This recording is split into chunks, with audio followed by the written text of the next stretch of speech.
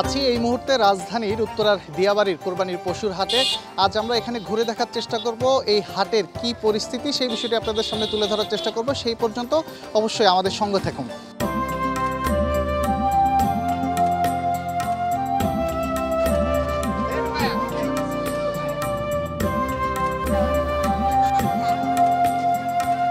হাট ঘুরতে ঘুরতে আমরা এখন হাসিলগড়ের সামনে অবস্থান করছি। এখানে আমরা দেখছি যে বেশ কয়েকটি গরু এখানে বেঁধে রাখা হয়েছে, অর্থাৎ এই গরুগুলো ইতিমধ্যে বিক্রি হয়ে গিয়েছে।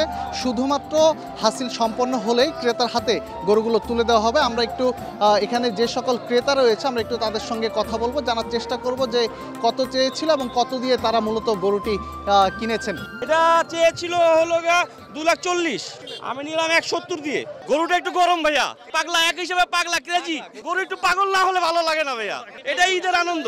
চলছে প্রেডিকশন গেম নগদ অ্যাপে। প্রেডিকশন করে জিতুন জিক্সার বাইক, টিভি, স্মার্টফোন সহ আরো অনেক পুরস্কার। এই প্রথম আসছি, বাচ্চা কাচ্চা নিয়ে খুব ভালো লাগতেছে।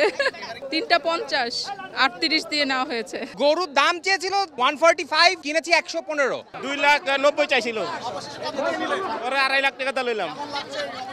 খুব ভালো হয়েছে ভাই, গরু পছন্দ হয়েছে জন্য নিয়ে নিছি, অপেক্ষা করলাম না। 1,41,000 টাকা চাইছিল তো 1,75,000, লাস্ট 1,41,000।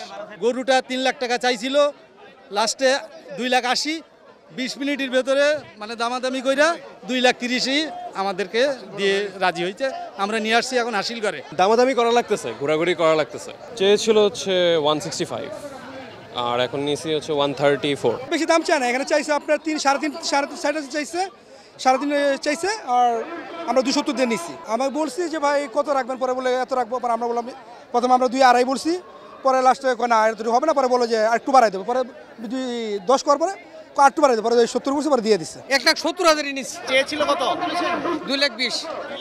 কত হচ্ছে? কত কেমন লাগছে? হ্যাঁ, ভালো লাগছে। কত? 2,20,000, 1,70,000। 1,70,000। মাশাআল্লাহ মাশাআল্লাহ মাশাআল্লাহ, ভালো হয়েছে, খুব ভালো হয়েছে, মাশাআল্লাহ।